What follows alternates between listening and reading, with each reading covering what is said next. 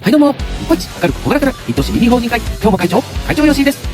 さて、今週のモーニングセミナーは、武蔵倫理法人会所属、株式会社 FY 専務取締役、北野由紀様にお話しいただきます。北野さんは、お子様の病気、そして倫理での学び、そしてお父様との別れ、そして知覧に生き、命の尊さを改めて実感したとき、すぐそばに幸せが溢れていることに気づかれました。今年3月、富士高原研修所での経営者倫理セミナー、通称富士研に参加され、